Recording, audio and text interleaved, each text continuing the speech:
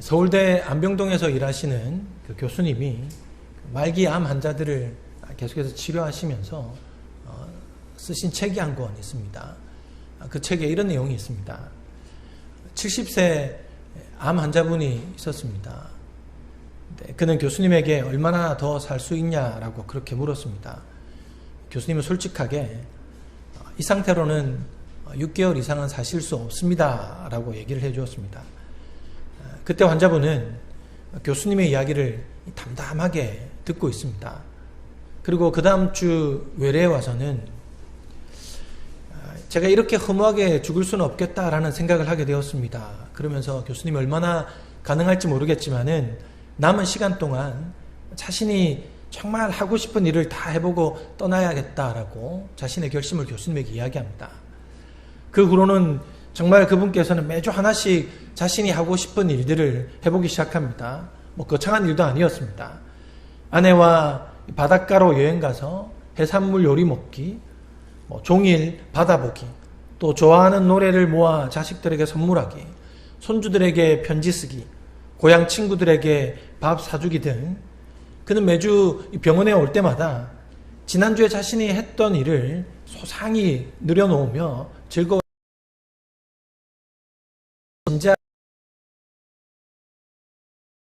덧붙였습니다. 이와 비슷한 연세에 또 다른 암 환자분이 있었습니다. 그는 교수님으로부터 앞으로 살 수 있는 기대 여명을 듣고는 10년만 더 살았으면 좋겠다라는 그런 바람을 계속 이야기합니다. 그러나 교수님의 소견으로는 올해를 넘기기는 어려울 것 같았습니다. 교수님이 바라기는 추석까지라도 좀 사실 수 있었으면 좋았을 텐데 라고 생각했지만은 이 환자분은 자꾸만 10년만 더 살았으면 좋겠다라고 교수님에게 말씀합니다.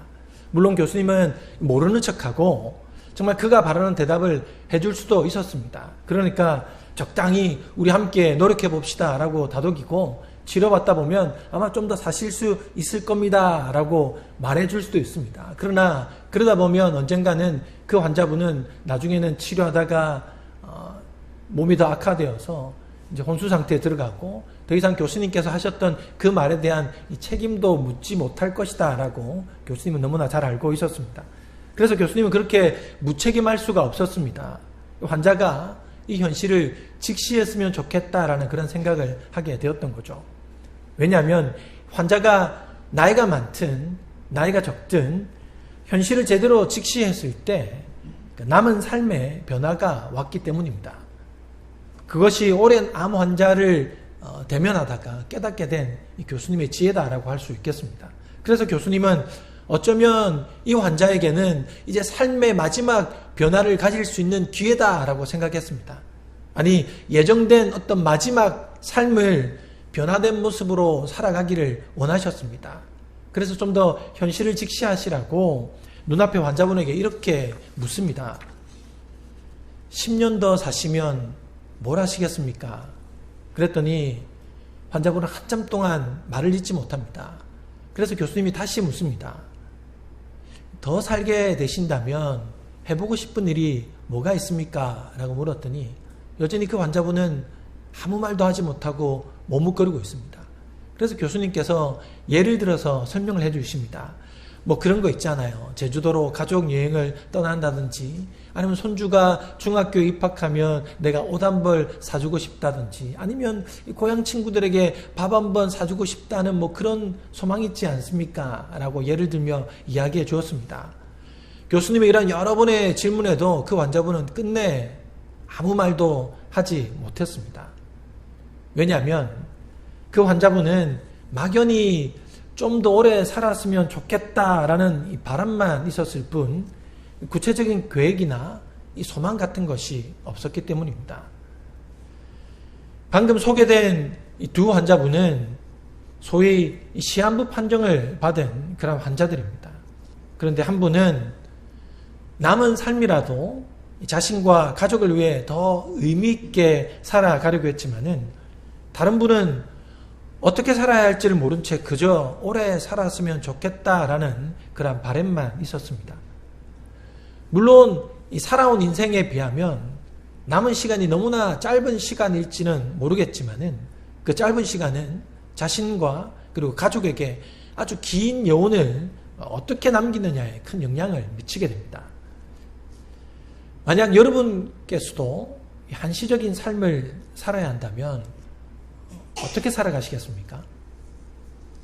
사실 우리는 각자 서로의 기한이 다를 뿐이지 모두 시한부 인생을 살아가는 것과 다르지 않습니다. 왜냐하면 우리 중에 죽음을 향해 나아가고 있지 않는 사람은 아무도 없기 때문입니다. 우리는 어제보다 오늘이 더 죽음에 가까이 있는 삶을 살아가고 있습니다. 그런데 어떤 사람들은 그 기한이 정해진 것처럼 살아가는 사람이 있는가 하면 어떤 사람은 막연하게 10년을 더 살았으면 하는 그런 마음으로 살아가는 사람도 있습니다. 자, 그러면 이런 마음들이 이 신앙에는 어떤 차이를 가져다 줄까요? 우리가 죽는다는 것을 깨닫고 살아가는 것과 그렇지 않는 사람의 차이는 분명합니다. 바로 나를 위해 사느냐, 하나님을 위해 사느냐, 그 차이입니다. 다시 말해서 우리는 하나님 앞에 반드시 서게 됩니다. 이것은 진리입니다. 히브리서 말씀처럼 한 번 죽는 것은 모든 인생에게 정해진 것이고 그 이후에는 심판이 있을 것이다 라고 말씀하고 있습니다. 그래서 우리의 마지막은 하나님 앞에 서게 되는 겁니다.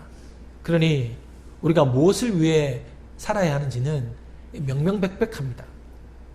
우리 모두의 인생은 각자의 기한이 정해져 있습니다. 마치 인기 있는 맛집 식당에 들어가기 위해서 이 대기표를 받아 기다리는 인생과 같지 않는가라는 생각을 합니다. 여러분은 잘 모르겠지만 저는 매일 또는 매주 늘 듣습니다. 39번 손님, 40분 손님 안쪽으로 들어오세요.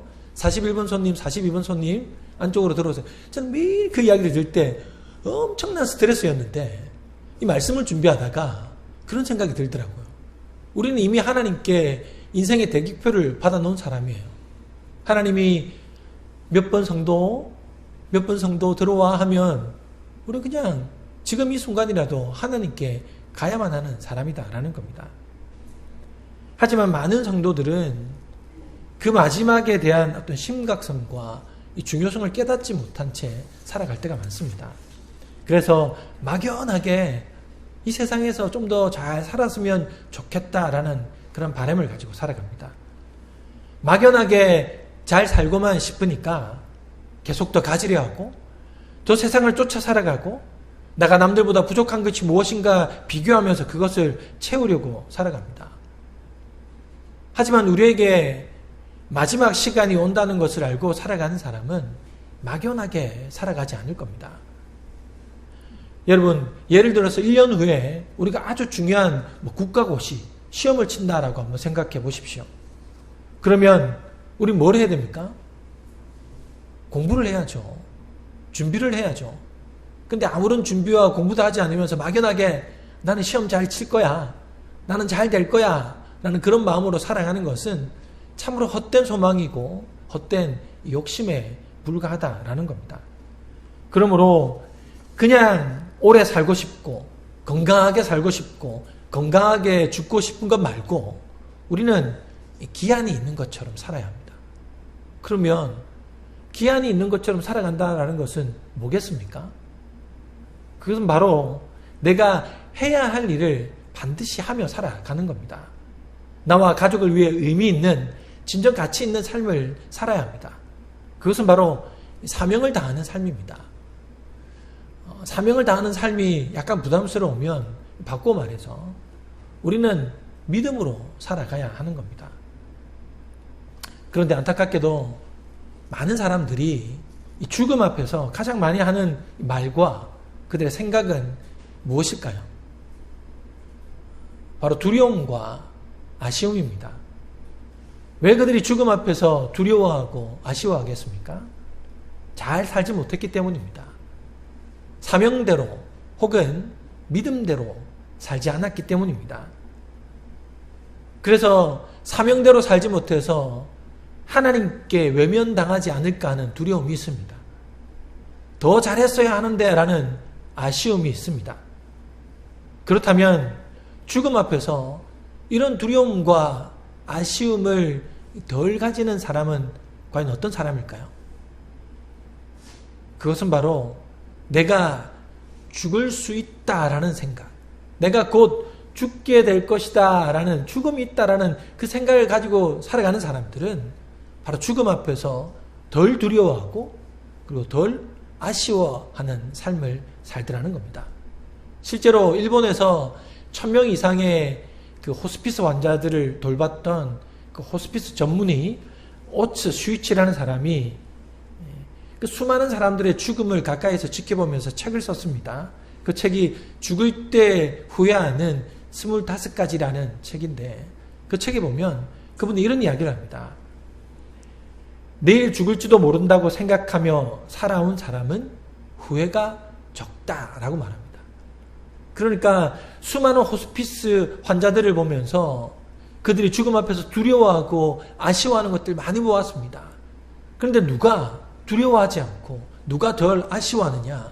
바로 내가 내일이라도 죽을 수 있다라는 마음가짐으로 살아가는 사람들은 죽음을 대비하며 살아가더라라는 겁니다. 무슨 말입니까? 우리가 죽음을 준비해야, 우리가 하나님 앞에 서게 될 것이라는 사실을 인식하고 살아야 우리는 참으로 복된 죽음을 맞이하더라라는 겁니다. 그 라틴어에 메멘토 모리라는 말이 있습니다. 이것은 죽음을 기억하소서라는 말입니다. 이 말은 로마 공화정 시대에 전쟁에서 승리한 이 장군이 모든 이 백성들 앞에서 백마를 타고 개선 행렬을 할 때 바로 그 옆에서 노예는 메멘토 모리라고 계속해서 되뇌었습니다. 어떤 의미겠습니까? 어떤 최고의 승리를 맛보고 최고의 기쁨이 있는 자신을 가장 자랑스러워할 그 순간에 메멘토 모리, 죽음을 기억하소서라고 옆에서 계속해서 노예가 되뇌었던 겁니다. 그것은 바로 그 최고의 순간에도 나는 죽을 수 있는 사람이다 라는 것을 깨닫게 하면서 사람들 앞에서 그리고 자신의 삶에 대해서 겸손함을 상기시키고자 했던 겁니다. 이처럼 내가 죽을 사람이라는 것, 하나님 앞에 서게 될 것을 인식하며 사는 사람이 바로 두려움과 아쉬움이 덜한 삶을 살아가게 된다라는 겁니다. 무엇보다 믿음으로 살아가게 된다는 거죠.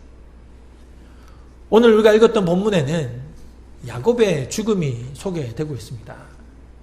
야곱은 죽기 전에 자신의 죽음을 이미 알고 있었습니다. 그리고 그 죽음을 서서히 준비했습니다. 자, 그러면 우리가 창세기를 계속해서 이번에 묵상해 가면서 야곱이 죽어가는 이 과정을 한번 볼 때 여러분 어떤 마음이 들던가요? 그렇지 않더라도 오늘 우리가 이 말씀을 읽었을 때 여러분 어떤 생각이 드십니까?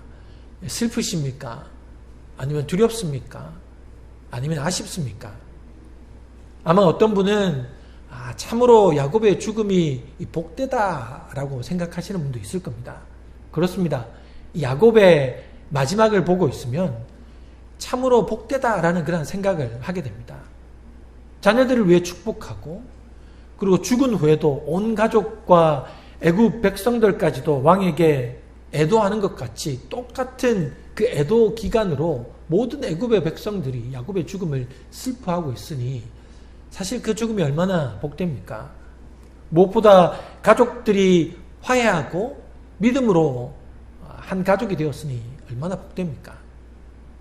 야곱은 베드로처럼 젊어서는 자기가 원하는 대로 띠를 띠고 살았습니다.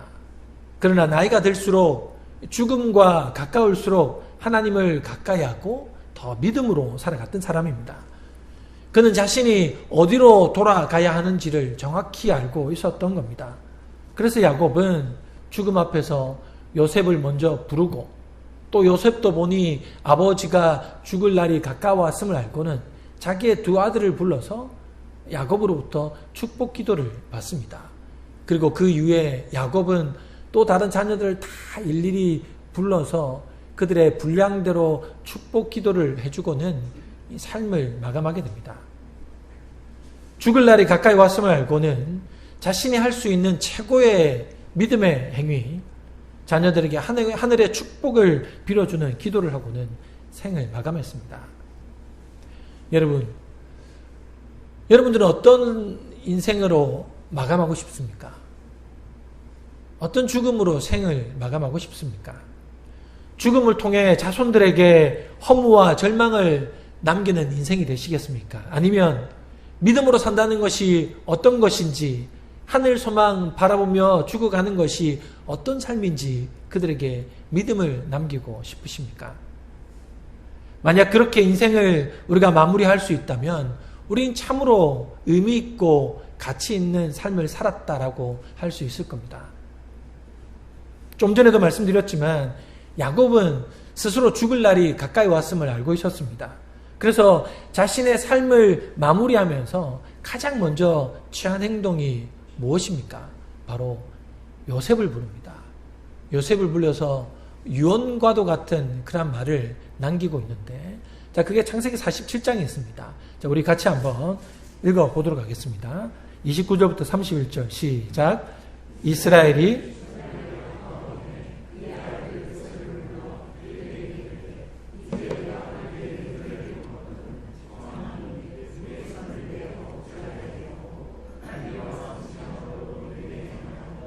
애굽에 나를 장사하지 아니하도록 하라. 내가 조상들과 함께 눕거든 너는 나를 애굽에 섬에오다가 조상의 묘지에 장사하라. 요셉이 이르되 내가 아버지의 말씀대로 행하리이다. 야곱이 또 이르되 내게 맹세하라 하며 그가 맹세하니 이스라엘이 침상머리에서 하나님께 경배하니라. 자, 야곱이 유언처럼 남기는 말이 무엇입니까? 나를 애굽에 장사하지 말고 조상의 묘지, 가나안 땅 막벨라 굴에 장사하라는 겁니다. 자, 그의 의지가 얼마나 확고한지 요셉이 아버지의 말씀을 듣고는 제가 아버지의 말씀대로 따르겠습니다 라고 했더니 아버지는 다시 한번 더 힘주어서 이렇게 말합니다. 내 앞에서 맹세하거라. 그래서 요셉은 아버지의 말씀대로 아버지 제가 맹세합니다 라고 그렇게 말을 합니다. 왜 이렇게까지 다시 한번 확인하고 맹세시키면서까지 이런 유언을 하고 있는 걸까요? 바로 야곱의 확고한 믿음 때문이었습니다. 육신은 이미 쇠하여서 앞이 보이지 않았지만 그의 믿음은 하나님과 더 가까이 있었습니다. 그래서 끝까지 하나님의 말씀을 붙들고 죽으리라는 믿음이 있었습니다. 야곱은 자신이 가야 할 곳은 약속의 땅 가나안이라는 것을 너무나 명백하게 알고 있었습니다. 그리고 자신은 살아서 그 땅에 갈 수 없지만 언젠가는 하나님이 그 땅을 후손들이 차지하게 하실 것이다 라고 확실하게 믿었기에 자신의 시신을 가나안 땅에 묻어달라라고 그렇게 유언한 겁니다. 내가 죽어서라도 약속의 땅에 거하겠다라는 그런 간절함이고, 또 하나는 하나님이 그 땅을 주셨다는 믿음 때문입니다. 결국 이 믿음은 어떤 믿음이었느냐?